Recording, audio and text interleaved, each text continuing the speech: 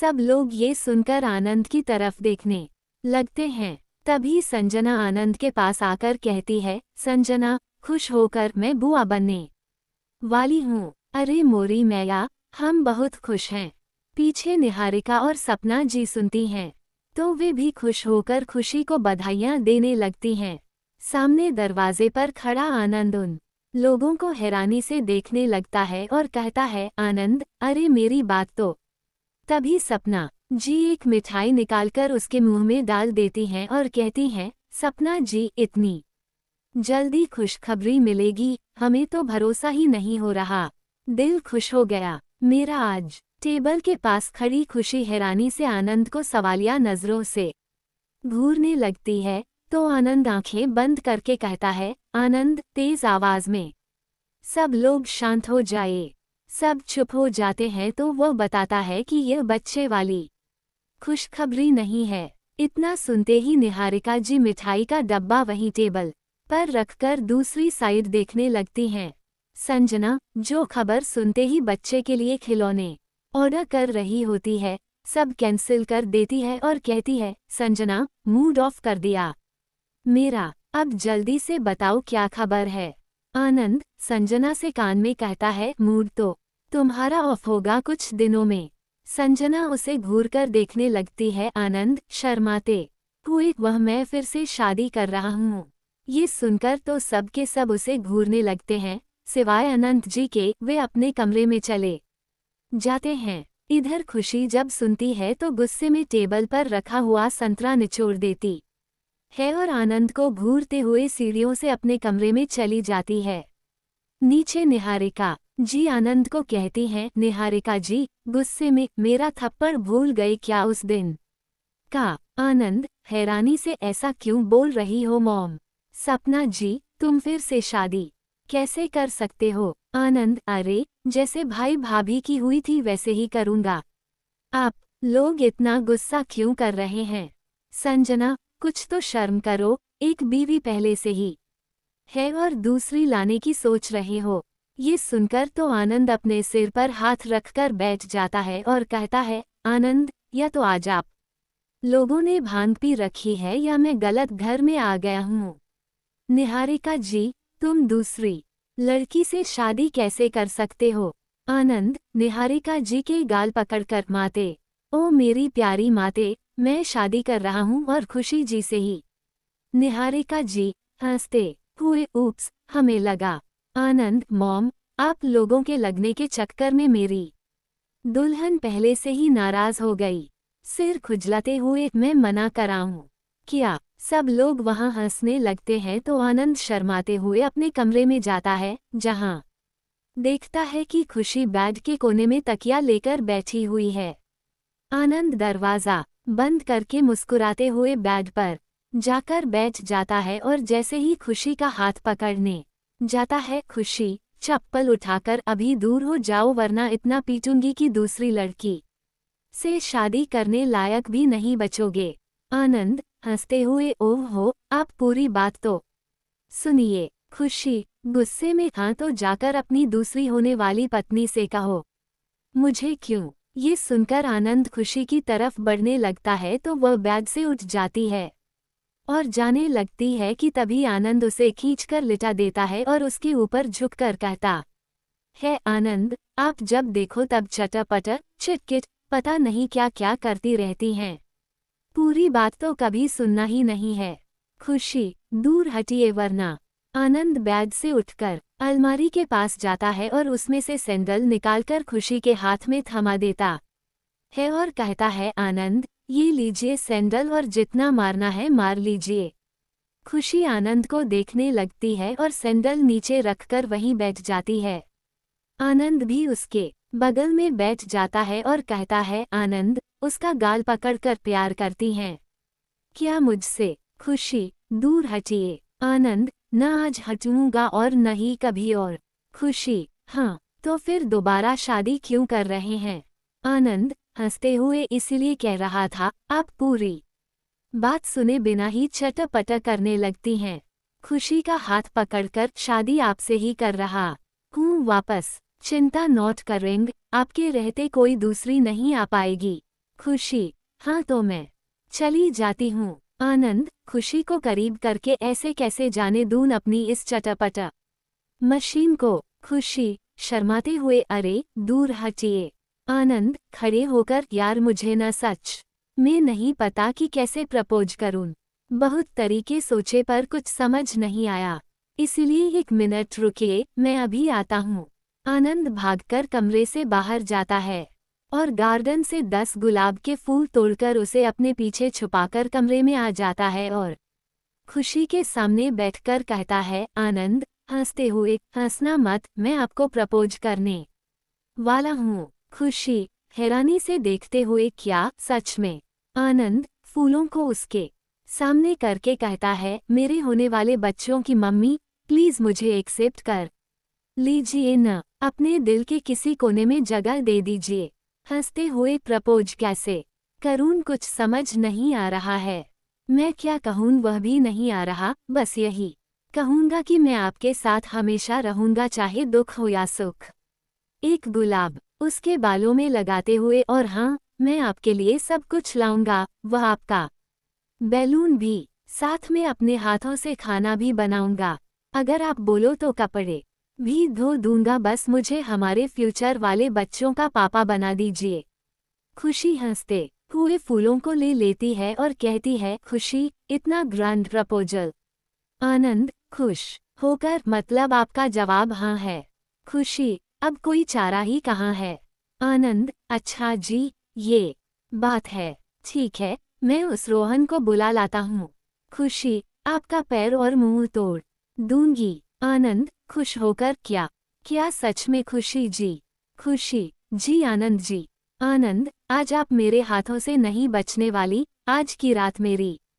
खुशी, ऐसा नहीं होने वाला। खुशी कमरे में ही भागने लगती है, पर आनंद उसे पकड़ लेता है और गोद में उठाकर बेड पर लिटाकर उसके हाथों को चूम लेता है और कहता है, आनंद, आप हमेशा ऐसे ही हंसते रहा करो न, वरना आपका नाम खुशी से दुखी कश्यप रखना होगा। खुशी, ठीक है, दूर हटिए। आनंद, उसकी तरफ झुककर, अब तो कोई रीजन नहीं है दूर हटने का। खुशी, हाँ वहाँ।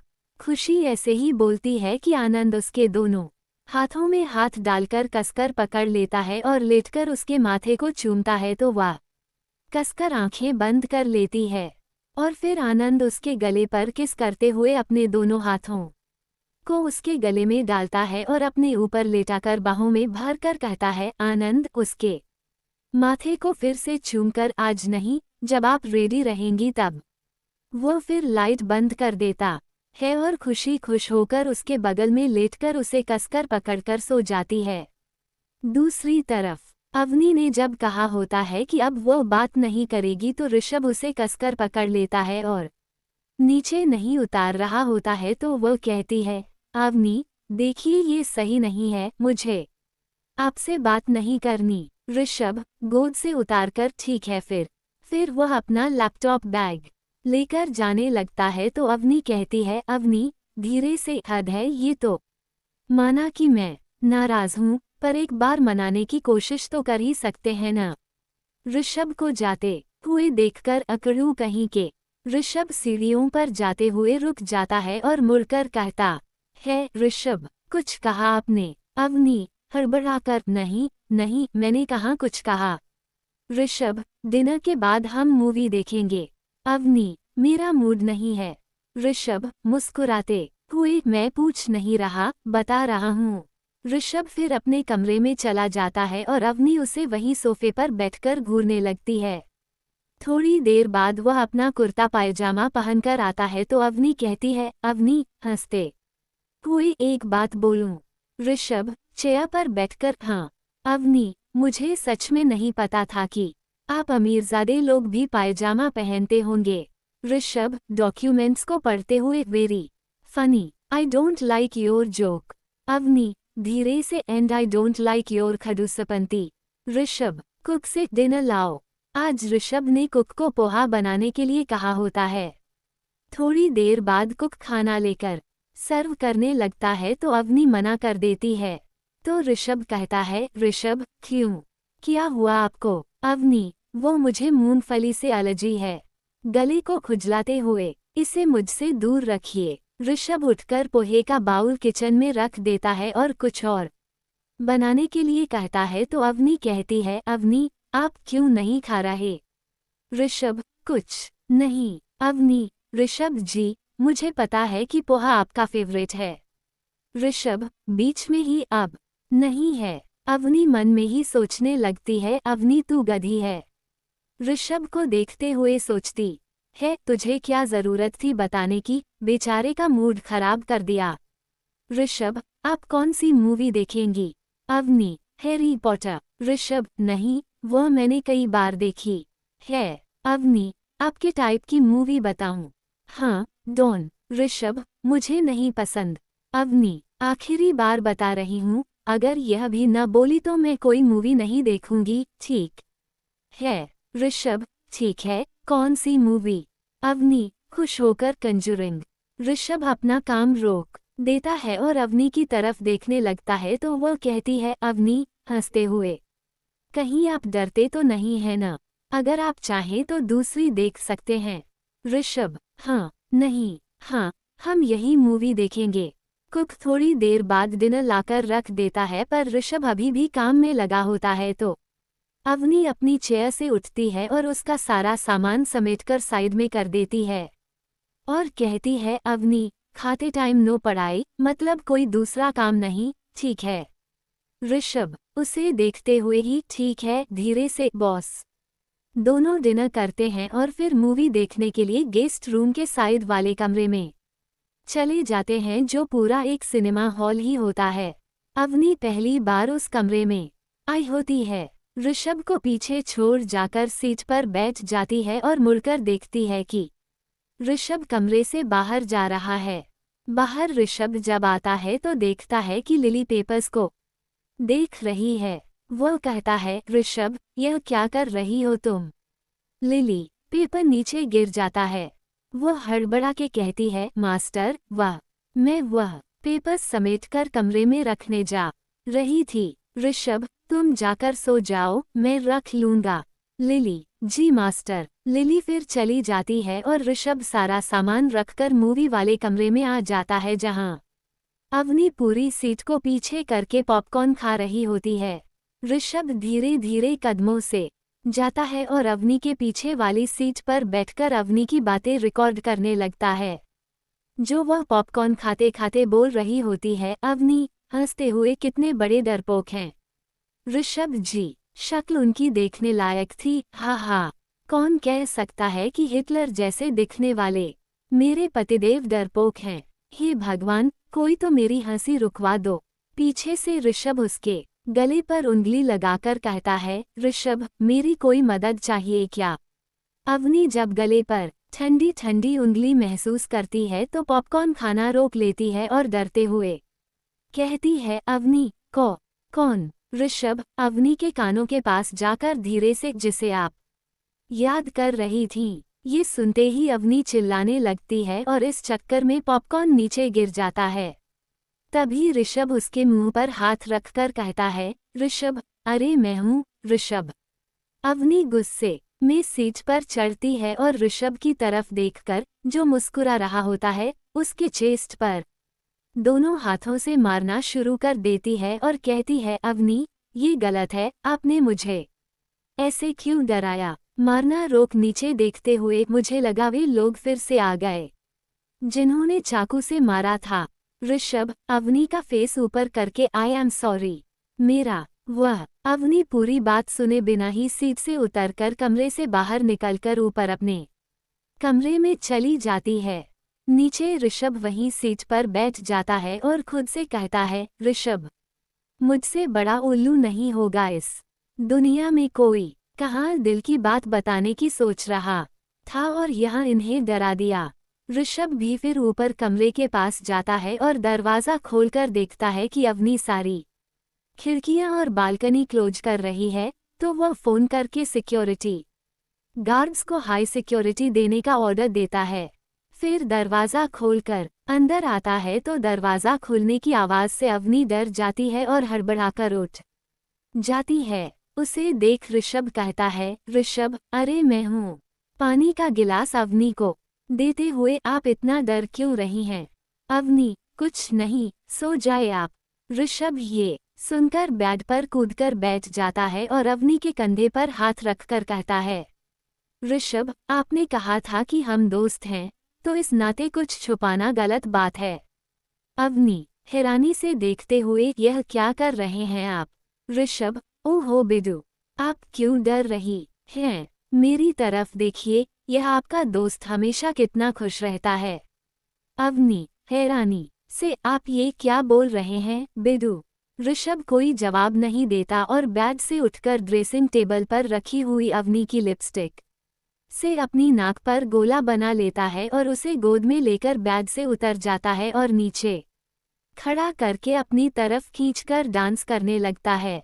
अवनी उसकी इस हरकत पर जोर जोर से हंसने लगती है और उसकी तरफ देखते हुए मन में सोचती है, मुझे तो भरोसा ही नहीं हो रहा कि आप अकड़ू वाले ऋषभ जी हैं। प्लीज आप ऐसे ही रहा करिए ना, मुझे नहीं पसंद। वह अकड़ू ऋषभ। ऋषभ हंसते हुए पूछता है, मैं क्या बहुत हैंडसम लग रहा हूँ? अवनी कुछ नहीं कहती और सिर नीचे करके ही डांस करने लगती है। तभी ऋषभ कहता है, ऋषभ। अवनी सेल्फी। ऋषभ के सेल्फी कहने पर वह अपना सिर ऊपर करती है तो वह पिक क्लिक कर लेता है और उसकी कमर पर हाथ रखकर कहता है, ऋषभ, नाराज हैं क्या आप मुझसे? अवनी, इतना ठंडा हाथ दूर हटाए। ऋषभ, पहले बताए आप नाराज हैं क्या? अवनी, हाँ हूँ, बहुत। ऋषभ, पर क्यों? अवनी, मुझे ऐसे क्यों डराया? ऋषभ फोन निकालकर रिकॉर्डिंग सुनाने लगता है तो वह अपना चेहरा ढक लेती है और शर्मा जाती है। ऋषभ चेहरे पर से हाथ हटाते हुए, एक बात पूछूं? अवनी बेड पर बैठकर, हाँ। ऋषभ, आपने मुझे पहले क्यों नहीं बताया कि आप मिस्टर राजबीर की बेटी हैं?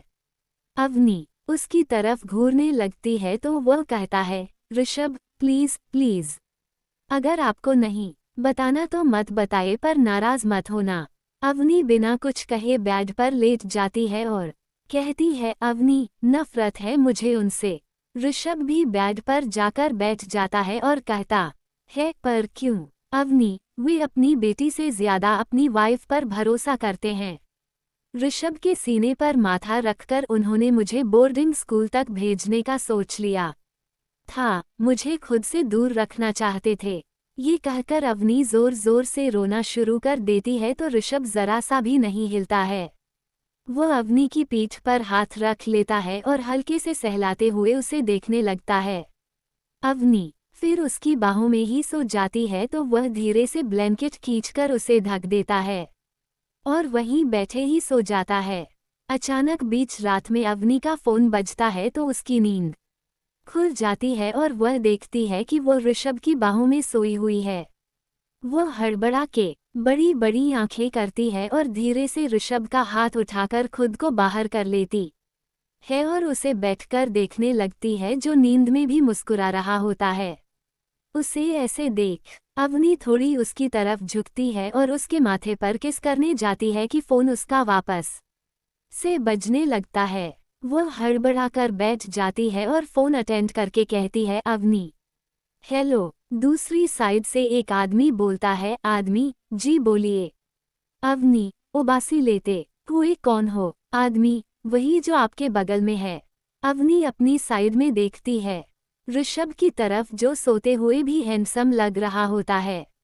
वह कहती है, अवनी थोड़ा आगे खिसक कर, आप सोते हुए कितने हैंडसम लगते हैं। आदमी, क्या सच में? अवनी, ओए तू चुप और बता, तू है कौन? किससे बात करनी है? आदमी, आप अकेली हैं क्या? अवनी को गुस्सा आ जाता है पर वो मजाक के मूड में आकर कहती है, अवनी, अकेले तो आप भी नहीं हैं। आदमी, अरे मैं बिल्कुल अकेला हूँ। अवनी, अपने पीछे देखिए, ध्यान से देखना, जरूर कोई चुड़ैल भूत तो दिख ही जाएगा।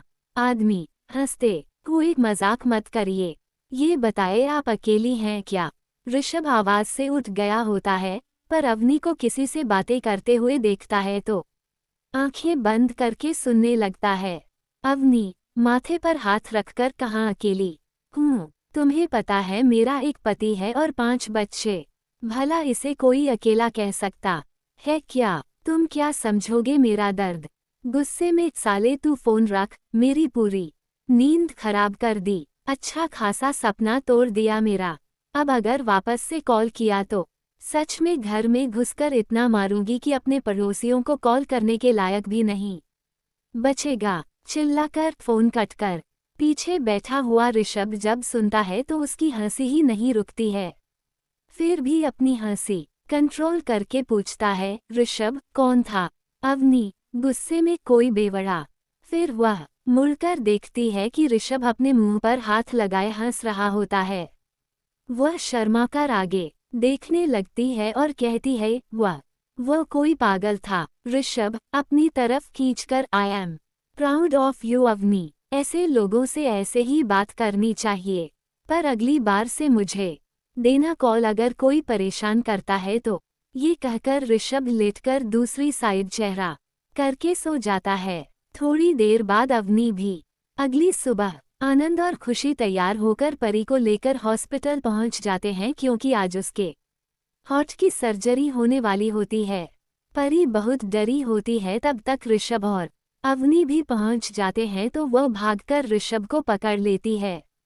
अवनी ऋषभ की तरफ देखने लगती है तो वह मुस्कुराकर परी को गोद में उठा लेता है और कहता है, ऋषभ आप तो मेरी ब्रेव बच्ची हैं, फिर क्यों डर रही हैं? परी ऋषभ के गले लग जाती है। पीछे से विहान, आदि और रिया एक टोकरी बहुत सारी स्वीट्स भरकर लाते हैं और कहते हैं, आदि, परी बेटा आपको पता है आपकी रिया भाभी को तो सुई से डर लगता है। बहुत डरपोक हैं वे। आदि रिया की तरफ देखने लगता है तो वह कहती है, रिया हंसते हुए, हाँ बिल्कुल। एक बार पता है इतना डर गई थी कि जब मुझे सुई लग रही थी तो आदि जी को आगे कर दिया। उनको लग गया है न? मजेदार। परी जोर जोर से हंसने लगती है। अवनी वहीं सीट पर बैठ जाती है तो खुशी आकर कहती है, खुशी क्यों खुश हो न? अवनी खुशी की तरफ देखते हुए, शादी करके तो मुझे भूल ही गई मेरी देवरानी। खुशी मारते हुए, ओए ये देवरानी मत बोलो ना, कितना अजीब लग रहा है। आनंद बीच में ही, हाँ भाभी, देवरानी नहीं, आनंद की रानी कहिए। अवनी आनंद का कान पकड़कर कहती है, अब तो सुधर जाइए। आनंद, ओहो भाभी, कान छोड़ दीजिए। वैसे एक गुड न्यूज़ बताऊं क्या? अवनी, हाँ। आनंद, मैं फिर से शादी कर रहा हूँ। अवनी हैरानी से, क्या? आनंद हंसते हुए, आपकी खुशी से, हाँ हाँ, मैं जानता था आपका यही रिएक्शन होगा। अवनी, ओहो देवर जी, फिर कब आ रहे हमारी दुल्हनिया को लेने? आनंद खुशी की तरफ देखकर, कुछ दिन बाद। अवनी खुशी की तरफ देखने लगती है और कहती है, इतनी जल्दी तैयारी कैसे होगी? आनंद, भाभी सब कुछ हो जाएगा, ये श्वेता माँ का ही डिसीजन था। तब तक परिवार के सभी लोग आ जाते हैं, श्वेता जी और नैन्सी भी, सिवाय अनंत जी और आकाश जी के, क्योंकि वे कंपनी में गए होते हैं। इधर सब लोग परी को खुश करने में लगे होते हैं ताकि वो डरे नहीं। विहान तो उसे अपना लॉकेट निकालकर हाथों में रख देता है और कहता है, डर लगे तो विहान भाई को याद करना। अवनी बहुत खुश होती है। फाइनली वह दिन आ गया जो वह बरसों से चाहती थी। वह ऋषभ को देखकर मुस्कुरा रही होती है, जो परी को इतनी देर से गोद में लिए ही हंसा रहा होता है। तभी डॉक्टर आ जाता है पूरी तैयारी के साथ। वह परी को स्ट्रेचर पर लिटा देता है तो वह अवनी का हाथ पकड़ लेती है। अवनी, मैं बाहर ही हूँ। डॉक्टर फिर परी को सर्जरी रूम में लेकर चला जाता है। बाहर सब लोग इंतजार करने लगते हैं। तभी कहीं से देव आकर कहता है, देव आप सब लोग यहाँ क्या कर रहे हैं? सब लोग उसे हैरानी से देखने लगते हैं। फिर आनंद पूछता है, तुम क्या कर रहे हो? संजना पीछा कर रहा होगा। आनंद पीछे मुड़कर संजना को शांत रहने के लिए कहता है। फिर देव कहता है, वह मैं नील भाई को हॉस्पिटल लेकर आया हूँ। अवनी जब सुनती है तो सीट से उठकर उससे पूछती है, क्यों, क्या हुआ नील भाई को? वे ठीक तो हैं न? देव मुस्कुराते हुए, हाँ दीदी वे ठीक हैं। वह बस कल उन्होंने गलती से पीनट्स खा लिए थे और उन्हें इससे एलर्जी है। अवनी, ओह देव हंसते हुए, यह मुझे खानदानी बीमारी लगती है, जैसे कि आप मेरे डैड को ही ले लो। उन्हें भी है। अवनी, ओह मुझे भी है। ऋषभ उन दोनों को देखने लगता है। देव सोचते हुए, पर मैं भी तो इसी खानदान का हूँ, मुझे तो नहीं है। संजना, तुमसे किसी ने पूछा? दोनों एक दूसरे को घूरने लगते हैं तो नैन्सी कहती है, मैं एक बार नील जी से मिल सकती हूँ क्या? सब लोग उसकी तरफ देखते हैं तो वह कहती है, अरे आप लोग मुझे ऐसे मत देखिए, वह न मेरा और नील जी का सब्जेक्ट सेम है, तो मैं बस उनसे पूछकर आती हूँ कि कैसे कैसे क्वेश्चन आते हैं। ठीक है। इससे पहले कोई कुछ कहता वह देव से रूम नंबर पूछकर पहुँच जाती है और दरवाज़ा खोलकर कहती है, नैन्सी, हेलो मिस्टर नील। नील आंखें खोलकर उसकी तरफ देखता है तो वह कहती है, नैन्सी, वाह, आप तो नीली आंखों वाले नील निकले। नील, तुम कौन हो? नैन्सी, आप मुझे कैसे भूल सकते हो? अरे मैं खुशी दीदी की बहन। उस रोहन को पीटा था आप लोगों ने, याद आया कुछ? नील झुककर पानी लेने की कोशिश करता है पर बीच बीच में उसे जलन और खुजली होती है तो वह वहां पहुंच ही नहीं पाता है। तो वह नैन्सी की तरफ मुड़कर उससे पानी देने के लिए कहता है तो वह कहती है, नैन्सी, पानी की बोतल उठाकर पानी तो मैं दे दूंगी, पर उसके बदले आपको कुछ करना होगा। नील, क्या? नैन्सी, खुश होकर, कुछ महीने तक मेरा बॉयफ्रेंड बनने का नाटक। नील, तुम्हारा दिमाग तो ठीक है न? नैन्सी, ठीक है फिर मैं चलती हूँ और बाहर कह दूंगी कि आप सो रहे हो। नील, क्यों कर रही हो यह? नैन्सी, हाथ जोड़कर प्लीज हाँ बोल दो ना, वरना मेरी बेइज्जती हो जाएगी। मैंने कॉलेज में सबके सामने कहा था कि कुछ दिनों में बॉयफ्रेंड लेकर आऊंगी। नील, ठीक है, पहले मुझे पानी दो। नैन्सी, सच में न? रुको एक मिनट, फुल प्रूफ होने के बाद पानी दूंगी। फिर वह अपना फ़ोन निकालकर पानी की बोतल नीचे रखकर नील के साइड में जाकर उससे कहती है, नैन्सी, ज़रा कैमरे में देखना। फुल स्माइल के साथ नील नैन्सी की तरफ देखने लगता है तो वह पिक क्लिक कर लेती है और फिर उसे पानी देकर कहती है, नैन्सी, यह पानी और एक पेज देकर इस पर मेरा नंबर है। फिर वह टेक केयर कहकर बाहर चली जाती है। उसके जाने के बाद नील पानी पीकर पेपर उठाकर देखता है जिस पर नंबर के साथ लिखा होता है, सॉरी आई नो मैं ज़बरदस्ती बॉयफ्रेंड बना रही हूँ, पर सिर्फ कुछ महीने के लिए। उसके बाद आप अपने रास्ते और मैं अपने। और हाँ, किसी और पर भरोसा नहीं कर सकती क्योंकि आपने उस रोहन को पीटा था, इसलिए मेरी नज़र में एक अच्छे इंसान हैं। नील वह पेपर फोल्ड करके रख लेता है। दूसरी तरफ सब लोग डॉक्टर का इंतजार कर रहे होते हैं। लगभग 2 घंटे बीत गए होते हैं। यहाँ बाहर अवनी की हालत बिगड़ रही होती है। वह बार बार जाकर दरवाजे पर खड़ी होकर सर्जरी देखने की कोशिश कर रही होती है तो ऋषभ कहता है, ऋषभ, आप यहाँ शांति से बैठ जाइए। अवनी, ऋषभ का हाथ पकड़कर, मेरी परी ठीक होगी न? मेरी नन्ही सी जान, पता नहीं कैसे सह रही होगी वह सब। ऋषभ, परी बहुत ब्रेव है। फिर वह अवनी को सीट पर लाकर बैठा देता है। लगभग 3 घंटे की सर्जरी के बाद डॉक्टर बाहर आता है और कहता है, डॉक्टर, अब परी बिल्कुल ठीक है, सर्जरी सफल रही। पर अभी वह बेहोश ही है तो आप लोग बारी बारी से देख सकते हैं। डॉक्टर फिर चला जाता है तो अवनी खुश होकर ऋषभ से कहती है, थैंक यू सो मच, ये सब आपकी वजह से हुआ है। अब मैं वह करूंगी जो आप चाहते हैं। इतना कहकर वह अंदर चली जाती है। सब लोग बारी बारी से उससे मिलते हैं। ऋषभ के कहने पर सब लोग घर चले जाते हैं। कुछ दिन तक परी हॉस्पिटल में ही रहती है तो सब लोग आते जाते थे उससे मिलने। कुछ दिनों बाद नील की तबीयत भी ठीक हो जाती है। इन्हीं दिनों में दोनों परिवारों ने शादी के लिए डेट भी फिक्स कर दी होती है, इसलिए खुशी को अपनी माँ के घर जाना पड़ता है। पर आनंद का जब मन करता है वह उससे मिलने चला जाता था। टोनी अंकल भी जल्द से जल्द रिया और आदि की शादी करवाना चाहते थे, जिसकी पूरी जिम्मेदारी निहारिका जी खुद पर ले लेती हैं, ये कहकर कि रिया तो मेरी बेटी जैसी है और ऊपर से ऋषभ की दोस्त भी। इसमें अनंत जी को कोई दिक्कत नहीं होती क्योंकि टोनी अंकल और वे दोस्त होते हैं। परी को फिर अवनी अपने घर लेकर आ जाती है ऋषभ के कहने पर। वहाँ वे दोनों ही मिलकर उसका बहुत ख्याल रखते हैं। कुछ हफ्तों में परी की तबीयत ठीक हो जाती है। वह फिर से निहारिका जी के पास चली जाती है क्योंकि सपना जी ऐसा चाहती थीं।